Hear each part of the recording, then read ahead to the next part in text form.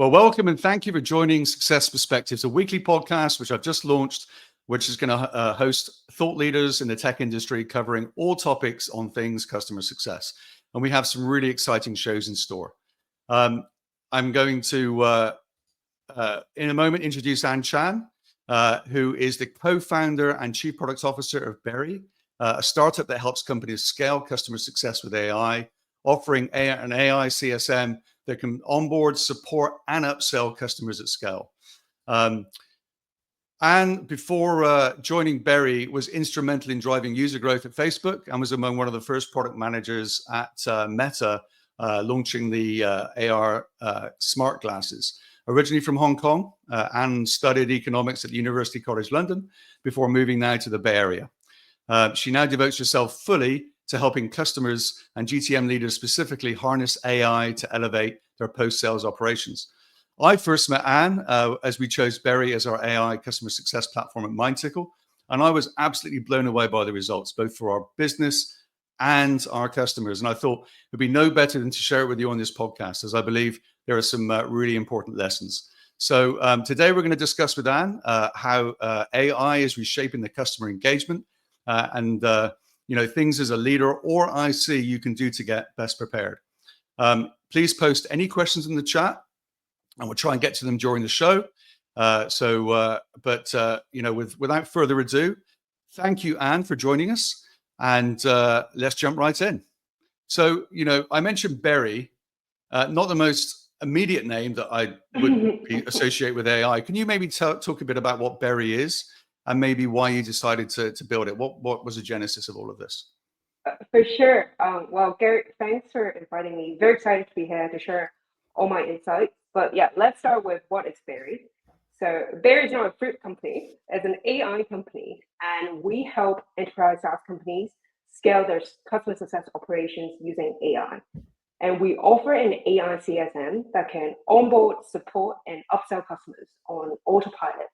So billion-dollar SaaS companies and PE-backed enterprises, they partner with us to improve customer experience, drive efficiency, and grow NRR. One customer, for example, they saved over 6 million, in the first year by adopting an AI-first success motion with us.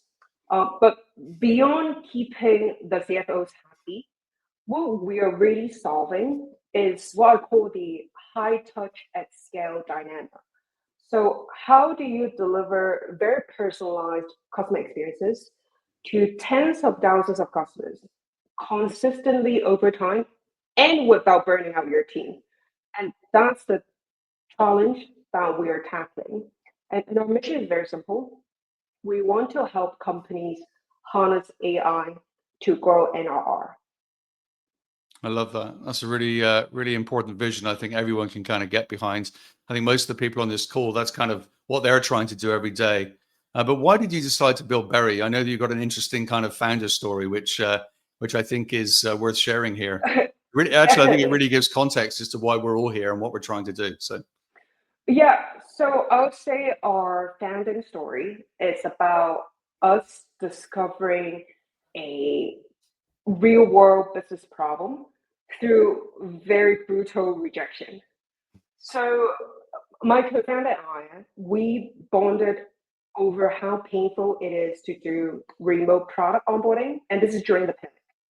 So we built this tool that can turn any web app multiplayer. So it's like a better screen share for Zoom where you can virtually handhold customers and show them, where to click, how to use the product. And people thought that was really cool. And we got into Y Combinator right as the AI wave exploded. And fun fact, we were kind of the unofficial AI batch because a few weeks just before our batch started, that's where ChatGPT launched publicly. And all the startups in our batch, overnight turned into an AI startup. But that was also about a time where we had this very brutally honest customer calls. So I went on, I was doing customer development and had this call with the CS leader, and I pitched this better screen share that can be multiplayer. And she just said to me, well, and this is cool, but I think it's a nice to have. I will pay at most like $2-3 per seat. And I was crushed. But then she said, however, I have a much bigger problem. I don't have enough people to do the onboarding. So if you can solve that problem, I've got a much bigger real budget for you. And that was our light bulb moment. And we realized like the real challenge here is not just about better tools and better guidance. It's about the scale CS challenge, right? How do we help companies extend their teams without just endlessly adding headcounts? And how do we empower CS teams to do more with less? And that's the story of how Bear is born. It's all of this like customer urgency to solve a real world problem. And that is still what we're working on today. Yeah, I think there's something so true in that. And it's becoming more and more important, this idea, what value are you adding and what problem are you solving? And I think that's true both for obviously yourself, as you say, brutally got advised, which is great. Taking feedback's important. But also, I think for employees as well, everyone going through this change, how can you add value through this change? And so, absolutely fascinating story. And again, as you say, you're not running a fruit farm. You've got an incredible platform. I've witnessed it. I've witnessed and seen the impact. It's just been really, really fantastic. So interesting thing, you're obviously speaking to a lot of CS leaders, in addition to the one you first spoke with. What are you hearing from them? There's a lot of buzz around AI, but what are they saying? Kind of they see the direction going. Are they receptive to it? Are they just curious? I'd be interested because you obviously speak with a lot of these people. Yeah, I would say like we've been speaking to CS leaders about AI since like 2023 with all that Gen AI wave exploded. And I would say CS leaders are super excited about AI, and they are actively looking to deploy AI both internally and externally directed end customers. And I see that accelerating over the years, and like they are getting more and more antsy into actually making it work. And we've seen AI use cases across the whole process journey, right? From onboarding to training to support and down the journey to like renewal and upsells as well. And I like to share a story about an onboarding use case. So we help this client use AI to cut a complex onboarding from 8 to 10 weeks to just 4, and really accelerating adoption. So this client, they serve thousands of accounts, and there's no dedicated CSM for this scale segment. And the team really struggle to onboard them effectively. Like each account get around like 5 hours of professional service resources, like an implementation consultant, to tackle a very complex implementation. But the process stretched to 8 to 10 weeks. Why? So there are two problems. Like the first one is, so the customers are needed to do these pre-call homeworks. So these setup and configurations, they really struggle with it because it's a bit technical. So they kind of lost track of the process. Then when they have the call with the implementation consultant, hours are wasted just kind of fixing the missteps. And also, doing those homework in the call instead of having the strategic conversation about, best practice and, what's the right path to go. So we help them implemented a two-pronged strategy. So the first piece is we help them deploy a virtual CSM that will walk customers through the onboarding and all these homework setup process, having a personalized success plan with a very clear checklist that's tailored to them, always suggesting what is the best next action to take. And also it will answer questions in real time. So offering real-time support to guide them through that process. Then the second point is that we build them AI agentic workflows where the AI agent will do these setup and configuration tasks for them. So things like, mapping Salesforce or CRM fields, setting up user permissioning, assigning user roles. So it helps them to complete these tasks without them just doing the instruction. And And the impact was incredible. Like for each account, we saved the implementation and onboarding team like 2-3 hours per account, and we have the onboarding time. And but I really like this story because it highlights why an AI CSM can complement a white glove experience. So it is both driving efficiency, but also offering a better customer journey and without sacrificing the human touch. Yeah, I think that's so interesting, isn't it? So much of what you just described is actually back in the product. So actually making the product easier in addition to helping the front line, the implementation teams kind of do their work. And no doubt that's an area that we all know in this industry that you've got to get right. You've got to get the launch of the customer right. You've got to make them off on the right trajectory as quickly as possible so customers can get fast time to value.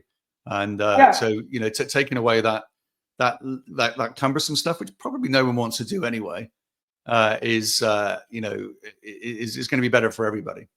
yeah, and for sure. And we all know how critical is the onboarding period, right? Like it's one of the major reasons for churn is when you're not onboarding properly and you don't understand the value of the platform. So I think onboarding is very critical to get right. And like it's a big areas one like if you can, cut 1 or 2 weeks or even days, like you can really accelerate the adoption and the time to value. But I want to also share another example about advanced feature activation. And this is more down the journey. So these are, year one, year two existing customers, they are expanding usage and they want to use advanced feature. But picture this. So this is another client we help and they're in a more traditional industry. So a lot of things happen outside of the product and outside the platform.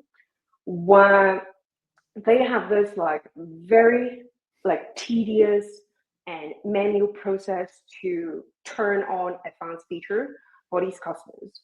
I'm talking about like 5-6 days to just turn on and additional dashboard like kind of like enabling SSO, setting up like approval hierarchies, and there were so many steps involved. They first like the CSM has first need to advise the customer what's the best feature to turn on. Then they need to go check for eligibility, right? So they need to go look at the contract. Is this part of the plan? And then they're all already juggling tons of spreadsheets with requests. Yeah. But the most painful part is they have this whole back and forth with the IT team to turn on the features for each customer. So they've wasted like tens of hours doing this manual work. So we help them build an AI agentic workflow where there's an AI agent that will consult with customers to advise on them the best advanced feature that they should use. And it will verify the eligibility in real time. So we check the contract in real time. Then if they're eligible, it will instantly turn on that feature without needing to create an IT ticket. So we help them, turn this like 5-6 day process into just 3-4 minutes, and customers can get it done. But I would say the biggest impact is on team productivity, because like all those hours wasted on during this menu, like very repetitive, tedious work, now they can reclaim that to do higher leverage tasks. Yeah, that's what I was going to ask you. Do you see, you described like automation of a lot of things, which I think everybody understands. Actually, I spoke to somebody the other day and they were saying, well, we could never do this just because our data is unstructured. So that's a question I've got for you in a moment about how structured does the data need to be able to do that. But before you answer that, I'm curious if you think AI is better suited to augmenting existing teams or replacing those teams. Is it about helping people do work, or is it about just getting those other people to do something else? How do you see that? Yeah, I think there are opportunities for both. So in the two examples I mentioned just now, right, it's kind of like replacing those hours, like it's kind of like outsourcing those tasks to the AI. But you can almost think of it as like having a CSM associate that will be doing that task. Now it's just increasing the capacity of the overall team. So I think there's huge benefit there, and I've always been a proponent to help companies find the fastest path to deploy AI directly to end customers, because I believe that's where you see the fastest ROI, and you are delivering customer benefits, and in the straightest path. So I think that's very impactful. But there are also other use cases where it's more about augmenting the team, and I will give you an example, and ultimately how you pick it depends on your business and what is the urgent business problem you're trying to solve. So I'll give you this example about an AI copilot use case. So one of our clients, they faced they recently acquired another business. So they have this urgent business need to integrate the post-sales teams, both sides together. So all the customer-facing teams can now be ramped up to support all the new product lines both ways. But the problem is all their tribal knowledge, and you're asking me about unstructured data. All their tribal knowledge is scattered across the organization. Right? It's in people's mind. It is in emails, in support tickets, Slack threads, like cannons of documents. So it's very difficult and time consuming to find like accurate answers to questions. And without like a centralized source, like experienced CSM, faced with this new situation, right now they're just spending their time searching for information, or helping the teams from the other side instead of having FaceTime with the customer. So what we did is we trained an AI copilot for this client, where we ingest all that knowledge from all these sources, like both structured and unstructured, including emails, like Zoom calls, support tickets, to create this centralized brain and to ramp up all those team members so they can like hit the ground running. And within, I think, just one or second day of launch, we already have CSMs using it in live calls. So in a live call, they're helping a customer ask a question, they ask the AI, get an accurate answer. So I think this is a really good use case about like giving the team superpower. Like traditionally, if you have an M&A, right, it would take quite a while to get the post-sales team like re-onboarded, retrained. But with AI, you can really speed up that process. Yeah, it's really interesting. That's a whole other area, isn't it? Obviously, when companies acquire others, or there's merging, or there's new products, how do you keep people up to speed on these things? And again, it sounds to me what you said is that people should see it in a way of augmenting them, making them more successful, rather than just them not being required anymore. I'm sure, again, in all cases, there's an example of both. But interesting about the data as well, because keeping data in a structure that can be easily maintained or referred to is always very hard, whether that's CRM data, or whether, as you say, in this case, it's kind of knowledge. But super interesting. You mentioned at the opening, and again, I've only witnessed one aspect of Berry as it pertains to kind of helping support customers. But you also mentioned things about upsell and other use cases. You touched on the implementation one earlier. How should companies look at AI tools in terms of, if you're a leader and you're thinking, where do I go for an AI tool? Is it one tool for everything, or is it I mean, this landscape just seems so busy at this moment, let's say, with all these ideas. What's your thoughts on that? Yeah. So yeah, I think that's a really good question, and that's right. Every week there's like a new AI tool popping up. Like, how do you pick between these tools, right? I would say like the best like kind of strategy we've seen is when companies focus on letting business results drive their selection, right? And it's very easy for companies to be distracted by fancy tools or shiny dashboard, and forgot to ask the real question of like, what business results will this tech actually drive for me. Right, and I'll share with you a story about a client who did that really successfully to really focus on business results. So with this one customer, where very early on, they have deliberately prioritized um, focusing on being customer first, delivering benefits to customers instead of internal enablement. And they zero in on a very urgent business problem. And for them, it was having an overwhelming amount of inbound customer inquiries. And they pick a key business metric. And this is really important. Right? It dictates a lot of the decisions downstream. They pick a key business metric, which is case deflection. And they align the whole org in terms of tool selection, the initiatives, what to do. It's all about moving this metric. So, and then they took an incremental approach. And this is what I advise for all companies. Like take an incremental approach. Don't try to boil the ocean or like find one platform that can do all sorts of, use case. I would say start small. And this company, they did that. They start small. We partner with them within, first 4 weeks. We just launched an AI assistant in one channel to answer customer inquiries, different cases. Then every month after that, they expanded it to more channels, more entry points, more tier of customers, different like locales, and the wins just compound. And eventually, they've gated all their channels with an AI assistant. So now for them, all their customers, when they have a interaction with the company, it started with an AI. And that helped them save like more than 2 million within the first quarter. And they actually paused offshore hiring because the AI was answering questions and doing localization really effectively.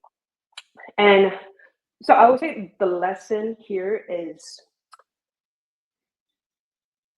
like fancy AI tools are useless, right? If they don't move the needle. So you must like really focus on what is the business results you're trying to drive and like anchor on like a specific KPI and rally the team and all the initiative and how you select tools and evaluate tools that way. Like if you have 5 tools, which tool is best positioned to help you to do that? And I think success will follow. And I think the other thing I would say is like, I think it's really important to find the right partner, like a vertical AI partner that will kind of go deep with you to understand the business problem you're trying to solve and guide you through the whole process of training the AI, what kind of data is needed and enabling it, and is very focused on like delivering fast results. That's really interesting. So just to try and paraphrase something that you said there, I think you're saying like make a step rather than wait, do small things and make incremental progress, and you'll be able to kind of navigate the whole journey by making those kind of repeated one department, another use case. You haven't got to wait to boil the ocean. Amazing. I mean, you think about it, and again, I'm old enough to know kind of on-prem software to move to the cloud and now move just the speed by which you can spin these types of things up and engage and make real impact. This is really something that I think, as you say, it shouldn't be slowed down necessarily by humans or bureaucracy or too much planning. Get in there, get it done. There's an interesting post. Thanks, Bill. There's a pretty big post, Bill Harris. Thought this was an interesting comment. And about this idea of kind of continuous onboarding or kind of evergreen, I've heard it referred to before. Can you maybe kind of talk to a bit about where you see companies doing that and how that may play into what you're doing? Yeah, I think, yeah. So one of a use case that I can think of is more about education and kind of both just-in-time enablement and also guiding kind of users to further develop like advanced like knowledge and skills about the platform. So the first piece about just-in-time enablement is like when we work with any customers, we will definitely ingest all their like LMS education content And whenever there's a customer interaction, right, they can be asking about a support question. If it's relevant, we'll serve up that training video, always bite size, something very consumable, so that we are constantly like, telling them about like new features or like engaging them about how to use a particular feature. And it's not going to be our pace because it's relevant to that conversation. So just in time enablement is one concept. But for another education use case, we have this client that has this problem. So they have this very technical product where training and certification is very important to the business because they need to teach the user how to use the product so that they can derive value. But the learners are really struggling on navigating all those resources. Like they have hundreds of tutorial videos, instructor-led courses, webinars, and learners were very overwhelmed. And then their education team was spending a lot of time to recommend all these learning paths for these learners. And repeating those training every time there's like new users coming in existing account. So manually scaling this like every boarding or training, it's impossible. So we help them build an AI trainer where learners can describe what they want to learn in natural language. So you can talk about, I want to learn about Salesforce integration, right? And it will access their experience level. So are they like a basic user? Are they very advanced? Are they intermediate? And then recommend a personalized learning path, like handpicking all the relevant resources to guide them. And then it also acts as a companion. So as they are learning and using feature on the platform, it can ask the AI tutor any questions. And then once again, that just-in-time enablement concept comes in, and it will be kind of hand-holding them in adopting the platform. And now they can learn at their own pace. And then the education team, once again, they've saved tons of hours and can do other types of work. Yeah, I love that. The education piece is something that hasn't been lost on me. I think, I mean, I would imagine everybody on this call uses ChatGPT or some variant thereof of this ability to, I need to learn about this. And then obviously it will give you an answer. I think sometimes you need to check those answers based on the some of the responses I've had back in the past. But, I've even used it in a kind of podcast setting. And I mean, so I've been in the car, and this is a bit of an interesting or fun use case, but I've called ChatGPT, I've used the voice aspect of it, and I ask it to teach me about something like, astrophysics, teach me about that. And it is a podcast, but it really is the most interactive podcast you could ever wish to have, because you can say, teach me like I'm a 5-year-old, teach me like I'm a PhD, and then you can ask questions as you go. And so that ability, again, to use AI in such a broad way to help, in this case, customers out there learn about products and services and so on, is just, it's really quite transformative. And of course, there are companies out there that have these AI SDRs, which I'm sure you kind of run into as well. That's kind of more on the front line of the GTM. But just kind of picking away at the point you mentioned earlier, how are you seeing the kind of upsell opportunity? Because, customer success, if you think about it, is very tightly tied to sales. Although the organizations are separated, we all have the same goal. That's customer outcomes. That's customer getting value from their investment.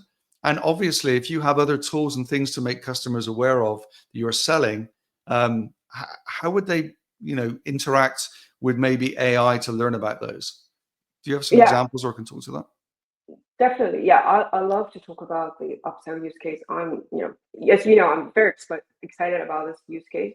I think before that, I want to talk about, you were asking me about, kind of what AI is good at, right? And we cover, AI is really good at educating, answering questions. Like we talk about the support use case, the AI Copilot. And the other one is, now is really good at doing tasks, right? That's kind of like the hot topic this year about AI agentic workflows. So it's really good at doing tasks. And historically, and I think most people know this, right? It's really good at recognizing patterns. So these are like predictive analysis, alerting churn risk, health score. So AI is really good at that. But I think one thing, and this ties into the upsell use case, that people don't realize is AI is also really good at replicating behaviors. And I will share this upsell story to illustrate this. So we help this client to build an AI CSM to upsell customers and generate CS qualified leads. So this company, they have thousands of SMB accounts and only 4 CSMs to cover them. And as you can guess, right, a lot of those expansion opportunities slip through the cracks because with the pool model, they're so overstretched by the day-to-day task and firefighting, and they didn't have time to like touch all these expansion-ready accounts. But combined with that, they also have this other problem, which is they had this historical white glove approach. So there was no standardized upsell playbook. And if you talk to all the CSM in this company, right, you cannot find 2 CSMs who upsell the same way. And I'm sure that's very common across many companies. It's very common. And yeah, and then the third piece is there's a challenge in terms of qualification, right?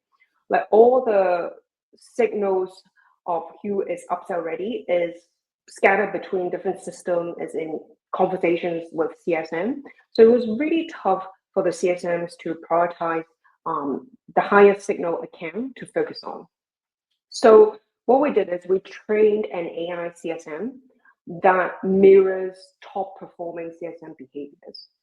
So learning from the tribal knowledge in thousands of Zoom calls and pulling multiple data signals, it executes a 3-step workflow.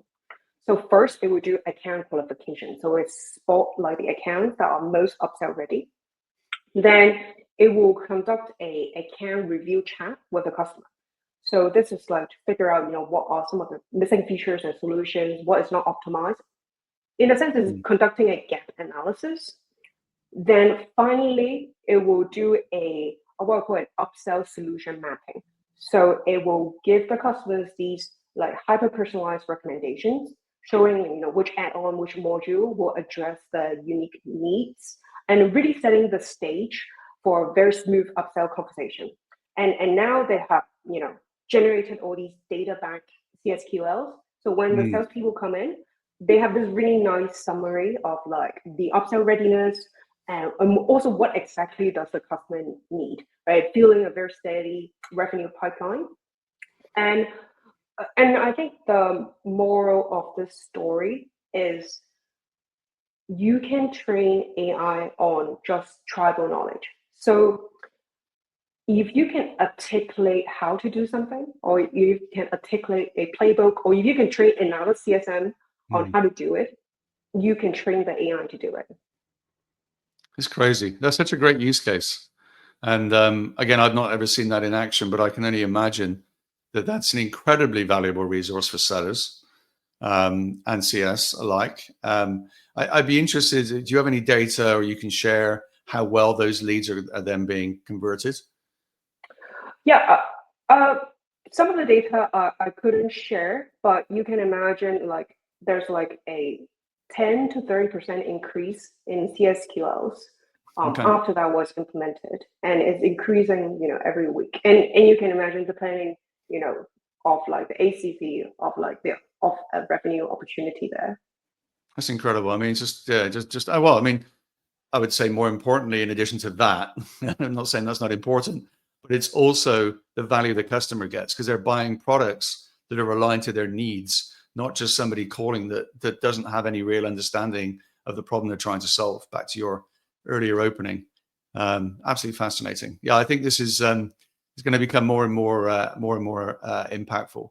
So, if you're a CS leader, how would you think about starting this journey? Because I'm sure I'm sure many people on this or watching this video have either started, dabbled, or their board or their management are saying, hey, you need to start using this AI stuff. How can we start progressing? I know you mentioned earlier about small baby steps, but what would normally be the kind of process for determining building a business case and kind of how to determine where to then spend that effort? Yeah, I think it's going back to that best practice, right? You want to let the business results to drive your play, right? You want to look at what are the most urgent business problem in the company and what are the key business metrics that you and your boss and the board Mm, cares about, right? And that's important. And this is where I think leaders can also step in to like provide that top-down clarity. Because yeah. if you don't set the agenda for the company, like every person will like kind of create their own agenda in terms of like what they think is the most important. And we see that in some of the failure modes when you get all these like biopic issues that they think is really painful, but on kind of the grander scheme of things, it's not. So making sure, finding that like stack ranking those urgent business problems, Mm, and you can look at, kind of like what is the common ones are like, is it about case deflection? Right? Is it about churn? Is it about we don't have enough people to touch customers that are ripe for upsell? mm, Um, and really stack rank those use case and scope the project and taking that incremental approach, right? And let's say you identify is about case deflection, right? Like that story, like starting with just one channel and continue to expand. And that company we're working with, now we're actually moving on to the next problem.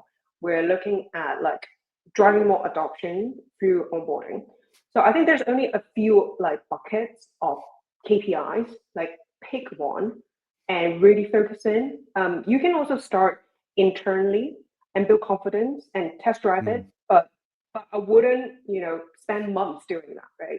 These things can be done in weeks, and you should really deploy it to end customers to test run it. And because the thing is, this goes to my, I would say my second piece of advice is that it's really important to have a dedicated AI program manager. And if you can start small and prove the ROI quickly, it will really help you secure that resource to have a full-time person to be really owning the AI initiatives. That's really interesting, the program manager. I was going to come on to this point because, of course, we spoke about all the benefits of AI, but there's clearly another side of that where, and I know that we have CSMs on this call, they're fearful for their jobs. And you're seeing actually across the industry, whether it's in coding or whatever, people are, reorganizing their organizations, let's say, and letting people go in part because of what they're claiming is to be AI. If you're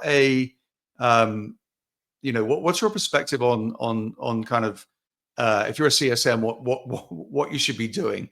How would they prepare themselves, and how will they avoid being a victim, or how can they capitalize on this opportunity for themselves? It was interesting you mentioned about the program manager piece because that's a new role. I mean, isn't that crazy that there's like this idea of an artificial intelligence program manager? I've seen other companies post about it. We should maybe start a job board on this because I think there's maybe a whole training plan that we should share around about how people can get trained to do these types of jobs. But I mean, that's just crazy. This is a completely new Absolutely. role. So it's not all about losing, it's about changing. So I'd love your perspective on this. Yeah, absolutely. And the AI program manager is very critical. And we can chat about more about, the skills there. But I think it's important to have a, you know, honest conversation, right, about like, job security. Um, and we see resistance to AI across all our customers. It's very common, and it's really is rooted in the fear one, will AI take my job, right? And typically it manifests in a way of avoidance, right? When you're trying to do like AI projects, Mm. AI initiatives, people will say, "Oh, I don't have time for this." Hmm. And here, like, it's really important, like, for leaders to send a very clear top-down message and align incentives to overcome this resistance. And and I think the truth is AI will take part of our jobs. And this is not just for CSMs, right? This is for all knowledge workers. Like the intelligence of AI is just exponential. So part of our job will be taken away, will be done by AI.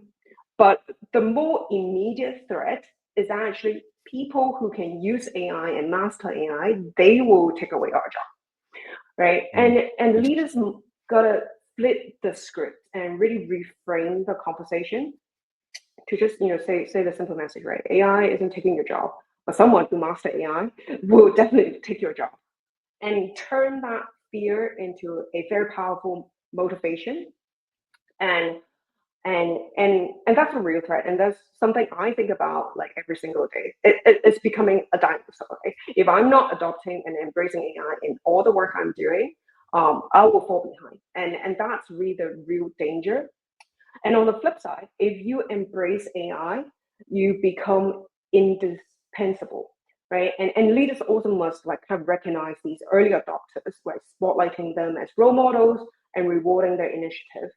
And the best teams we've seen who leans into this mindset shift really achieve a win-win. And first, like all the champions, ICs and leaders, like see their career accelerating, right? Like through like being the AI program manager, but ICs gain more visibility. They unlock new opportunities. Some got headhunted as well. And leaders who like champion the AI adoption and deliver the business results, they look great in front of the Yeah. board. And when these success stories like circulate internally, right, it people feel empowered and not replaced by AI. So I think it's really important to adapt and learn these new skills, or you risk falling behind. Right? I will encourage everyone to not see it as a threat, but as an opportunity. And we have seen it happening to customers we work with. Like it can really boost their career. Yeah, that's really interesting. I love the way you kind of frame the kind of tasks that people are doing, and again how AI is actually doing those tasks for you, and how CSMs can, or whatever your role is, actually it's not just CSMs. Even if you're a coder, if you're lean into the AI and understand it, and make sure that you're actually in charge of it, and as you say, that will not only create opportunities but potentially new career paths and new jobs. So super, super exciting. But again, I think it's a real concern that a lot of people have. I think it's don't stand in the way of the train. I don't think that's going to serve anyone well. I know we touched on this a little bit earlier, but I want to come back to something around some of the business impact. And we spoke about efficiency. Can you maybe talk about how, when you're talking with customers, the impact that they're expecting? What is where's their head at in regards of what are they expecting? Are they all going, "Wow, this is crazy. This is great." How should they think about ROI? Yeah. Um, I always aim for at least 10x ROI.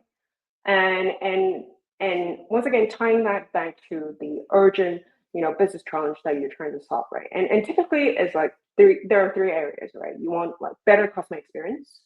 You want to control cost, right? Cost avoidance, cost savings, team productivity, efficiency. That's one big bucket. And then you have like revenue retention and expansion, right? This is like, churn reduction, upsell, cross-sell.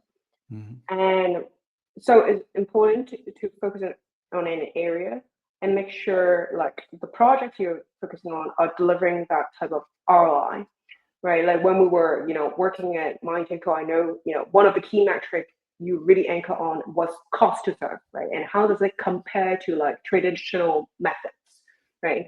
In terms of using AI to like, having someone, maybe offshore to do the cases. And we have like, a whole business case to focus there. And I think cost savings is definitely a low-hanging fruit, very Mhm. straightforward, easily understandable, right? And I think so. The obvious ones are on case reflection, right? How much time we're saving instead of like support agent CSMs or like folks in the post-sales org, like answering these questions or handling this request. But I think there's also other use cases where we talk about the education team, right? Like in terms of course recommendation and learning path recommendation, we talk about the professional service and implementation hours. Like all those areas, there's a lot of time sunk there, and the cost there is very high, right? This Mm. requires like a lot of specialized knowledge, and also CSM doing the many work, like in terms of the advanced feature activation example. So, like having this mental model of AI being like a frontline agent to handle these cases at a much cheaper cost. And remember, they can always escalate the really complex case to the human. So you're not like losing the human touch. So I think those are some areas to think through in terms of cost savings. Then when it comes to revenue expansion and churn reduction, right? You should definitely look at like traditionally you look at like predictive analysis about like what are these red accounts, green accounts that you can add on, Mm. but also think about all the leading indicators like within onboarding, right? Like the adoption metrics, the time to value, onboarding time, like those you can also prove the ROI.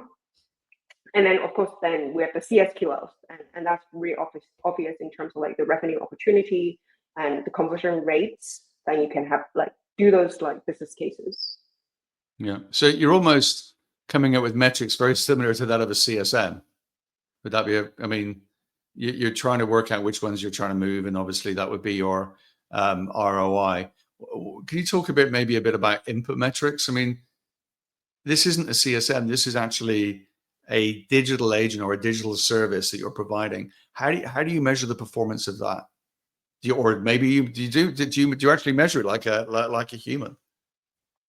Yeah, so we like take like for example, I'll give you an example. We talk about case deflection, and then we can talk about onboarding and adoption. Like for case deflection, right? It's all about like can the AI agent handle the case without a human spending any time on it, right? So that case is resolved and not touched by a human, right? And then you measure the rate of that. And so in a sense, you also measure like the time, like the resolution time as well. So it is kind of like a CS metric. And when it comes to adoption, um, and different companies measure it differently. I can share kind of the range of like from very basic to very like sophisticated.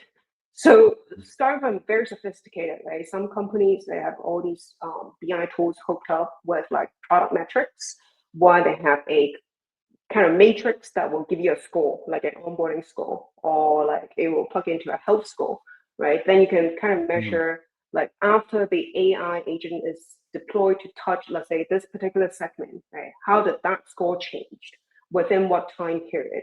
So it's very clear. Those are like the clear input metrics, but you also don't need that like sophisticated metric, right?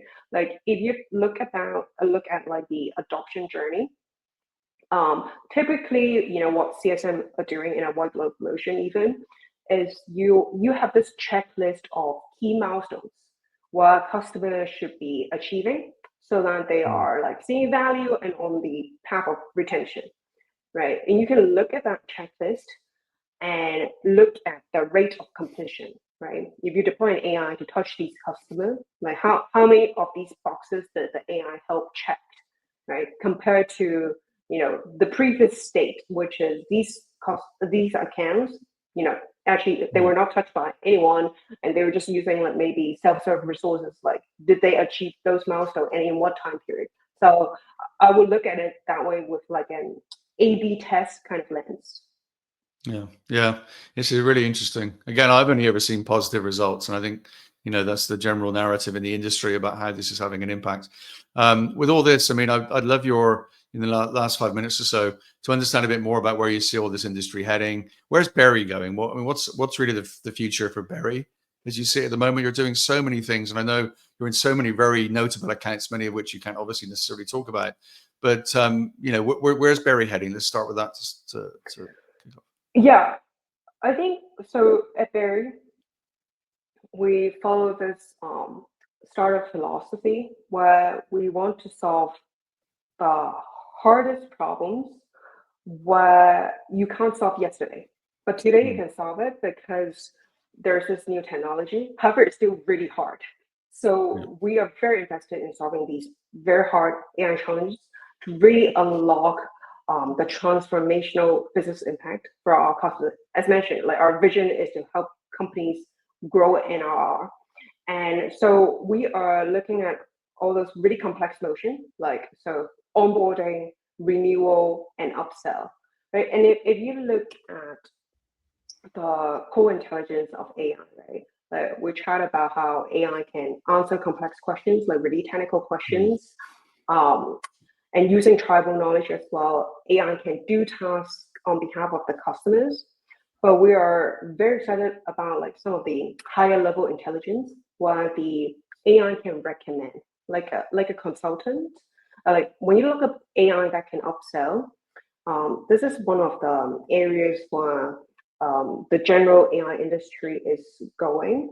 It's about what's called multi-agent orchestration. So you are leveraging multiple AI agents to do different tasks so that you can complete a really complex motion just by chatting with one AI agent. And we're very much invested in that. And overall, I would say it's to be more just in time, like more contextual.